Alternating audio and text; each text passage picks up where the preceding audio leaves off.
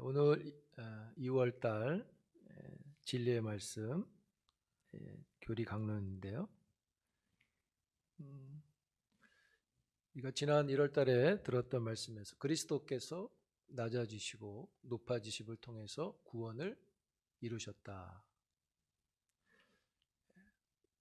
주님이 이루신 구원이 여기 있습니다. 그러면 우리는 이 구원에 어떻게 참여할 수 있는가? 우리가 참여를 해야 될 거 아닙니까? 우리가 그리스도의 구원에 참여하게 되는 것은 성령 하나님이 하시는 일입니다. 성령님이 우리 안에 믿음을 일으키셔서 구원으로 불러내십니다. 이것을 가리켜서 소명이라고 말합니다. 소명이 있어야, 즉 부르심이 있어야, 구원으로 우리를 부르심이 있어야 우리에게 중생이 일어나고 회심이 일어나고 하는 것입니다.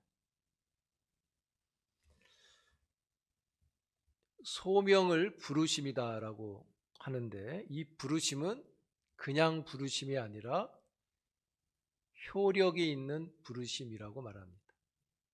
그냥 지나가는 부름이 아니라, 없어지는 부름이 아니라, 부르면 꼭 효력이 나타나는, 효과가 나타나는 부르심이라고 해서 효력 있는 부르심, 효과 있는 부르심. 오늘 주변에 뭐라고 되어 있습니까? 유효한 부르심. 무효가 아니라 유효한 부르심이라고 말해요. 왜 효력이 있고 유효한 부르심이라고 하느냐면, 제가 부르는 게 아니라 성령 하나님께서 부르시기 때문입니다.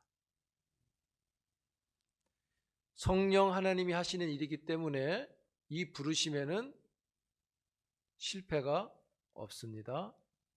그래서 로마서에서 뭐라 그랬습니까? 하나님의 부르심에는 후회하심이 없다, 이렇게 말하는 거죠. 후회가 없는, 실패가 없는 부르심이기 때문에 성령이 부르시는 일에는 꼭 효과가 나타납니다. 효력이 있습니다. 그 효력이 뭐냐면 구원입니다.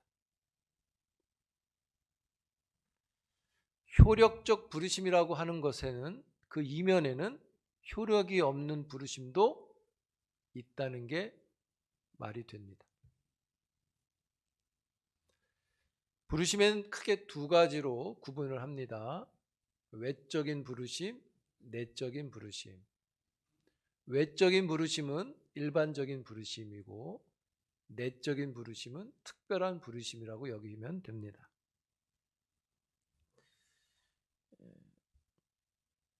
외적인 부르심에는요, 효력적 부르심이 나타나지 않고요, 그대로 다 나타나는 게 안 나타날 수 있습니다. 내적인 부르심에는 꼭 효력이 있습니다. 그래서 외적인 부르심을 효과 없는 부르심이라고도 해요. 이런 겁니다. 우리가 길을 지나갈 때 전도하는 사람들을 만날 수 있잖아요. 금천구청역 앞에 가도 이단들이 전도를 매일 합니다. 어쨌든 우리가 이렇게 지나갈 때 건강한 교회든 우리가 전도를 하잖아요. 그럼 복음을 전하죠. 예수 믿으세요. 예를 들면 여러 가지 복음을 전합니다. 이 복음을 전할 때 듣는 것, 이게 외적인 부르심이에요. 지나가는 모든 사람들이 듣게 되죠. 이것을 외적 부르심이라고 여기시면 됩니다.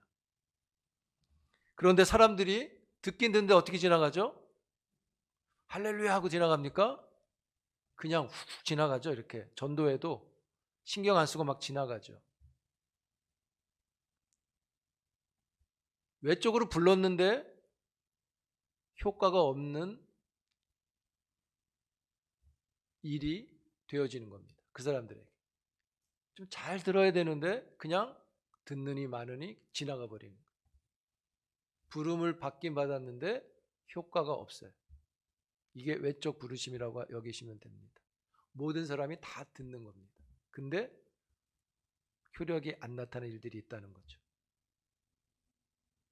그러나 반대로 부르셨는데 효력이 있어요. 즉 복음이 전해질 때 아멘 하는, 이제 그 말 표현하자면 아멘 하는 게 내적인 부르심의 하나의 현상입니다. 즉 예수를 믿는 마음을 갖게 되는 거죠. 여러분 성경은 말씀이 떨어진다는 표현을 쓰잖아요. 이렇게 밭에 떨어진다 할 때 하나님의 말씀이 우리 안에 떨어지고 그 떨어진 말씀에 아멘 하는 것, 그것이 내적인 부르심이라고 받으시면 됩니다. 이 일은 성령의 역사로 되어집니다. 말씀이 떨어지는 것도 성령의 역사고요. 떨어진 말씀을 아멘하는 것도 성령의 역사입니다. 그래서 소명은 성령이 하시는 것입니다.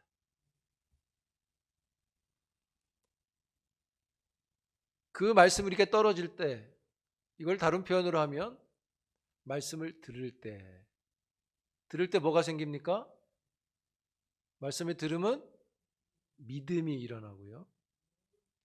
그 믿음이 내적인 효력을 일으키는 우리의 입장에서의 증거인 것이죠. 그래서 듣는 것도 또 들려지는 말씀도 전부 다 그리스도의 말씀 안에 있는 거예요. 그래서 이 효력이 있는 일을 우리에게 나타내시는 분이 성령님이시고, 성령님이 하시는 이 일을 가리켜 신학적으로 소명이라고 말하는 것입니다. 그리고 소명이 있어야만 우리가 중생을 이루고 회심하고 성화도 이루고 영화도 이루는 것입니다. 소명을 받아야 즉 구원이 이루어진다는 것이죠. 구원이 우리가 참여하게 되는 것입니다. 효력적 부르심에 대해서 로마서 8장 30절은 이런 말씀이 있죠.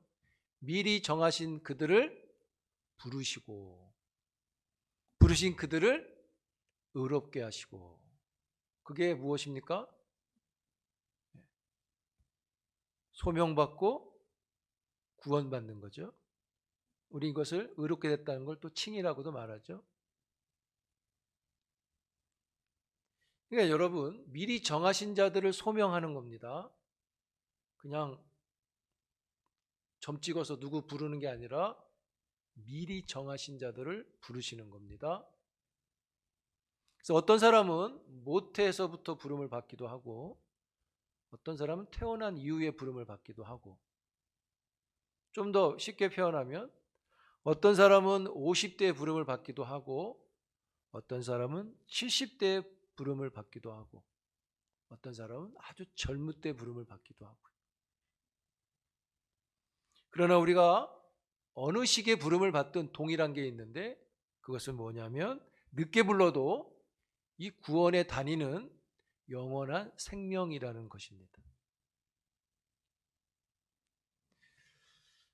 우리는 이 땅에서 각각 부름의 시기가 다르지만 성경은 그 구원의 시작이 창세 전이라고 말하죠. 그것을 아까 로마서 8장으로 말하면 미리 정하신 것이죠. 창세 전부터. 에베소 1장에도 창세 전에 너희를 택하사 이렇게 말하죠. 우리는 50대, 60대, 30대, 20대, 10대의 부름을 받지만 이미 이 부름은 창세 전부터 하나님이 소명으로 부르실 것을 갖고 계신 겁니다. 그래서 이 소명은 내가 30살에 받았으면 30년까지 뭘 준비해서 내가 받는 게 아니라 하나님이 정하신 대로 부르시는 것이기 때문에 성령이 주도하시는 일이고 우리는 부름에 참여할 뿐입니다.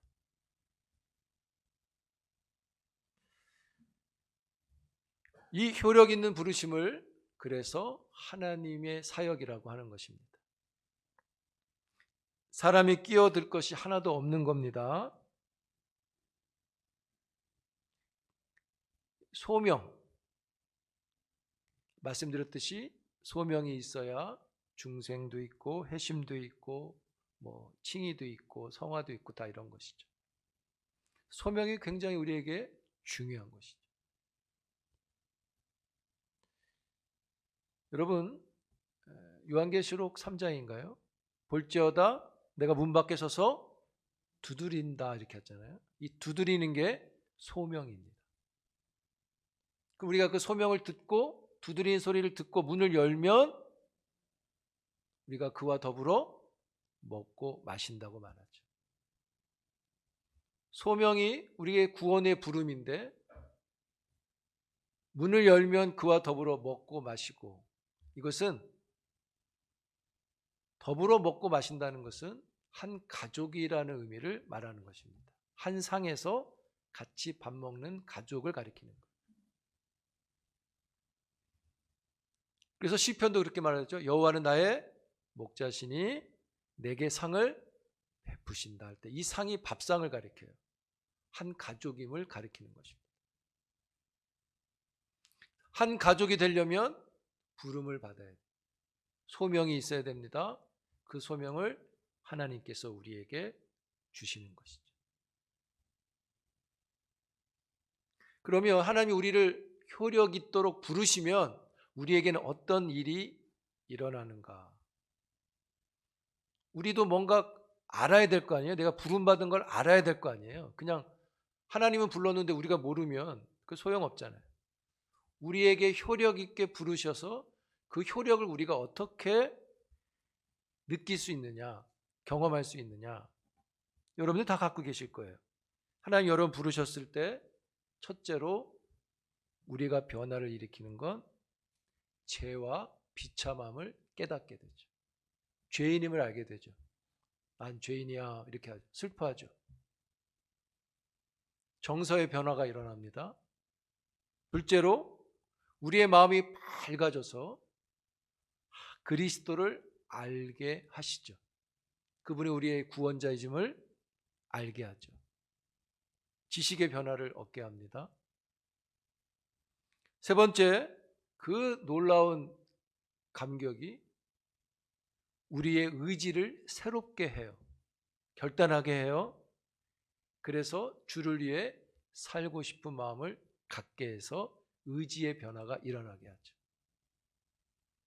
그래서 신학적으로 믿음 안에는 이 세 가지의 변화가 다 들어있다고 말을 하는 것입니다. 그래서 넷째로 이런 변화를 우리가 느낍니다.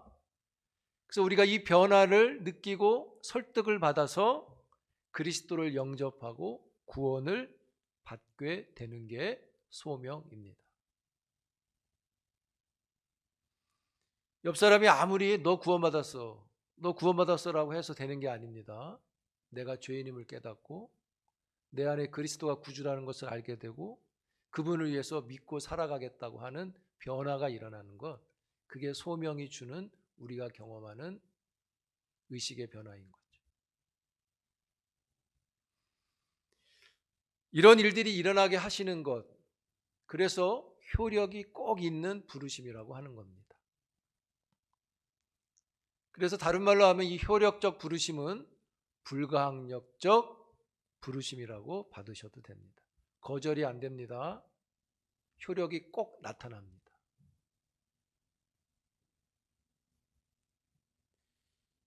그래서 여러분, 효력적 부르심, 소명은요, 말씀드렸듯이 어떤 자리에서 어떤 사람이 복음을 전하면 거기에 듣는 여러 사람이 있는데 그 중에서 어떤 사람은 믿고 그 생활의 방향이 바뀌고 하나님을 향해서 살아가게 되죠. 그런데 어떤 사람은 같은 자리에서 같은 말을 들었는데도 들었는지 마는지 별 효과가 없이 지나가기도 합니다. 복음을 듣는 좋은 기회를 받았는데 어떤 사람만 믿게 돼요. 그래서 그 사람만 결국엔 부름을 받은 셈이 되는 거죠. 그래서 효력이 있는 부르심이다 이렇게 말하는 것입니다. 그러나 복음이 전도될 때는 사람이 하지만 사람을 통해서 하나님이 하시는 일인 겁니다. 그래서 소명은 사람이 하는 게 아니라 하나님이 하신다고 하는 거예요. 그러니까 우리는 어쩌면 우리가 전도하는 건 많은 사람들을 외적 부름으로 불러내는 것이죠. 바로 이 효과 있는 부르심의 좋은 증거가 성경에 나오는데요. 사도행전 2장에 보면 베드로가 전도하게 되죠. 성령 받고 나서. 그의 전도의 내용은 그거였습니다. 예수가 이 땅에 오셔서 복음을 전하고 기적을 일으키고 능력을 행사했다. 그리고 마침내 그분이 십자가에서 죽으시고 사흘 만에 부활하셔서 지금은 하나님의 우편으로 승천하여 가 계시다. 그리고 그곳에서 우리에게 성령을 보내신다는 복음을 전하죠. 이때 사도행전을 보면 그 말을 듣고 3,000명이나 되는 사람들이 죄를 깨닫고 회개할 마음을 가졌다고 성경이 기록하죠. 베드로와 사도들을 통해서 많은 사람들이 외적인 부르심을 받게 하시고 거기에서 효과적 부르심이 나타났는데 3,000명한테 나타난 것입니다. 3,000명이 효과 있는 부름을 받았는데 이건 다 하나님이 하시는 거니까 우리는 할 게 없구나. 그렇지 않습니다. 누가 이 일을 했습니까? 베드로가 했죠. 사도들이 했죠. 우리를 통해서 이 일을 하시는 겁니다. 하나님이 알아서 다 하신다, 다 하시죠. 근데 우리를 통해서 하신다는 거죠. 그래서 복음을 전하는 일은 그냥 대충 해도 되는 게 아닙니다. 그 영혼이 외적인 부르심을 듣고 정말로 내적인 부르심에 아멘할 수 있도록 간절한 마음을 갖고 그가 구원받기를 바라고 그가 구원받지 않으면 멸망받는다는 그 아픈 마음과 사랑의 마음을 갖고 복음을 전해야 하는 것이죠. 그때 거기에 효력이 있는 사람들이 일어나게 되는 것이죠. 자, 그 증거의 말씀이 있는데 데살로니가전서 1장 5절의 말씀입니다. 한번 읽겠습니다. 시작. 이는 우리 복음이 너희에게 말로만 이른 것이 아니라 또한 능력과 성령과 큰 확신으로 된 것임이니라. 우리가 너희 가운데서 너희를 위하여 어떤 사람이 된 것은 너희가 아는 바와 같으니라. 자, 말씀을 띄워주세요. 이런 말인 거죠. 우리가 말만 전한 게 아니다. 우리가 복음만 전한 게 아니다. 그러니까 말만 한 게 아니다. 복음이라고 하는 말만 전한 게 아니다. 즉 사람이 한 게 아니다. 누가 했습니까? 능력과 성령으로 했다. 즉 성령이 가르쳐 주시고 성령이 힘을 주셔서 성령을 의지해서 복음이라는 말을 전한 것이다. 이런 뜻이에요. 이건 말한 사람 입장에서 하는 얘기입니다. 여기 확신으로 했다 이렇게 되어 있잖아요. 확신으로 된 것임이라. 이 확신이라는 의미는 자기들이 믿은 바, 예수를 믿으면 구원을 받는다고 하는 자신들이 믿고 한 그 말, 그 믿음을 갖고 너희들에게 전했다. 그랬더니 성령이 역사하셨다. 이런 뜻입니다. 할렐루야. 소명이라는 것은 이렇게 전하는 외적인 부르심이 있고 나서 성령께서 효력이 있는 내적 부르심을 행하신다는 것입니다.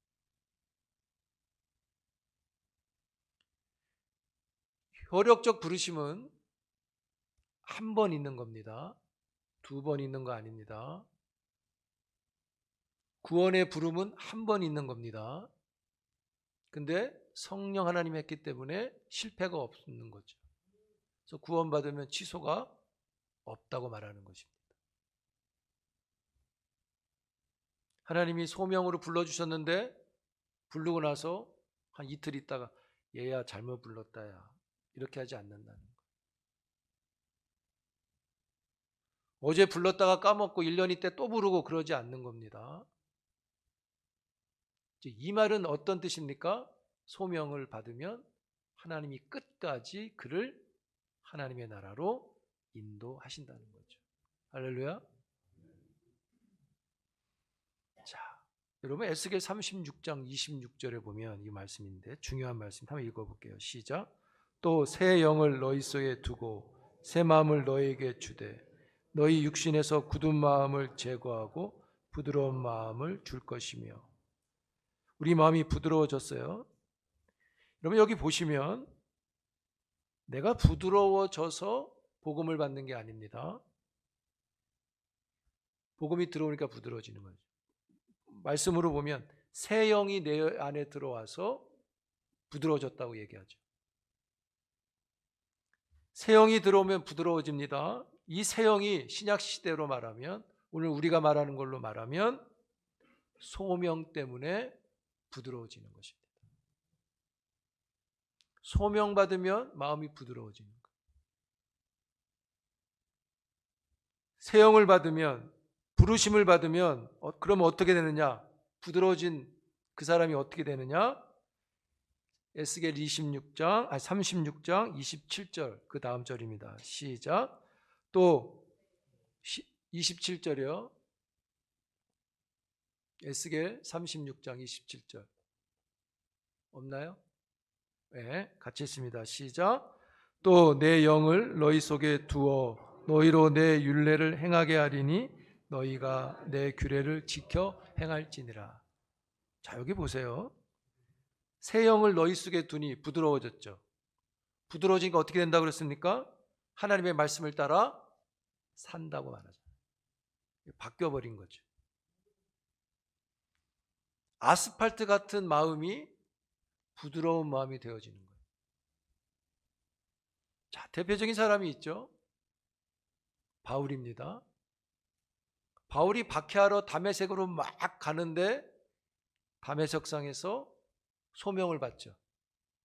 사울아, 사울아, 왜 나를 핍박하느냐? 내가 너를 복음을 전하는 자로 이방인들을 위해서 세우겠다 이렇게 말씀하시죠.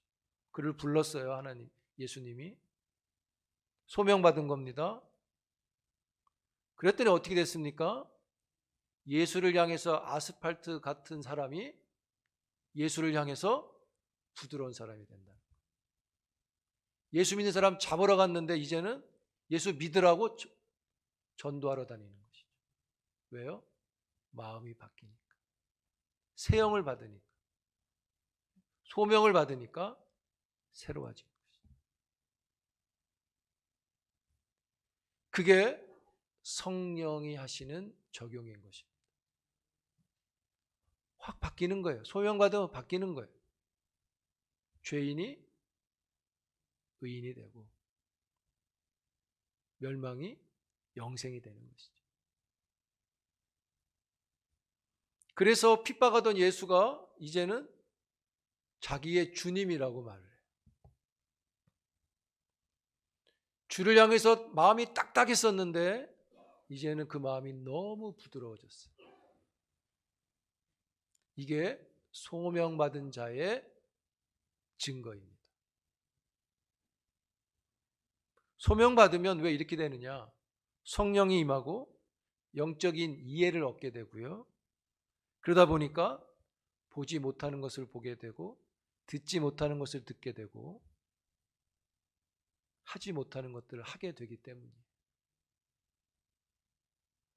그래서 자꾸 딱딱했던 마음이 부드러워져서 이젠 주를 위해 막 살고 싶은 마음이 일어나는 것이죠. 여러분, 우리가 예수 믿을 사람 손 드십시오. 이렇게 해서 소명이 오는 게 아닙니다. 소명을 주셔서 우리가 거기에 일어나는 겁니다. 그래서 늘 감사가 있어야 되는 거예요. 어떤 일이 있어도 감사가 있게 되는 거예요. 자, 성경 말씀 한 군데 더 보겠습니다. 데살로니가 후서. 소명받은 자, 부드러운 자 어떻게 해야 되느냐 한번 볼게요.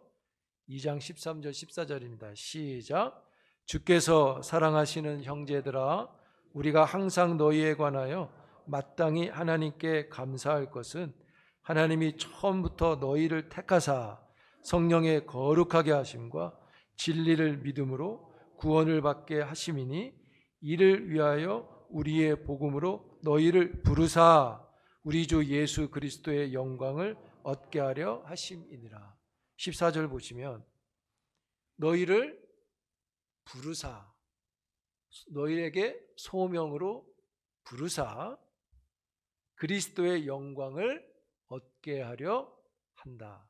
즉 이 말은 너희를 부른 목적은 그리스도에게 영광됨이다, 이런 뜻이에요. 그래서 우리가 구원받은 목적, 창조의 목적, 부름받은 목적은 단 하나입니다. 그리스도의 하나님께 영광인 것이. 이 영광을 돌리기 위해서 구원의 소명을 받은 사람들이 그 부르신 이유를 따라서 영광을 돌리는데, 영광을 무엇으로 돌리냐면 두 번째 소명이 있다고 하는 거예요. 구원의 소명을 받은 사람이 영광을 돌려야 되니까 그들에게는 직업적 소명이 있다고 말하는 것입니다. 그래서 우리가 많이 듣죠. 직업에도 소명이 있다. 특히 칼빈이 굉장히 강조했죠. 우리가 하는 일에는 소명이 있다는 뜻이에요. 지난번 설교했습니다. 그렇게 고기 잡는 어부들을 부르셔서 사람 낚는 어부가 되게 하셨죠. 영광이 되는 것이죠. 보험 설계사인데 사람 낚는 보험 설계사로 불렀다 그랬습니다. 운전하는 사람인데 사람 낚는 운전자가 되게 하셨다 그랬습니다. 의사인데, 병을 고치는 의사인데 사람 낚는 의사가 되게 하신 것이라고 말했죠. 그게 직업적 소명이에요. 가정에서 아버지로 부름받았으면 거기에도 소명이 있는 것이죠. 자녀에게 믿음을 계승하는 것이고, 어머니는 어머니대로 소명이 있는 것이죠. 자녀들은 자녀대로도 소명이 있는 것이죠.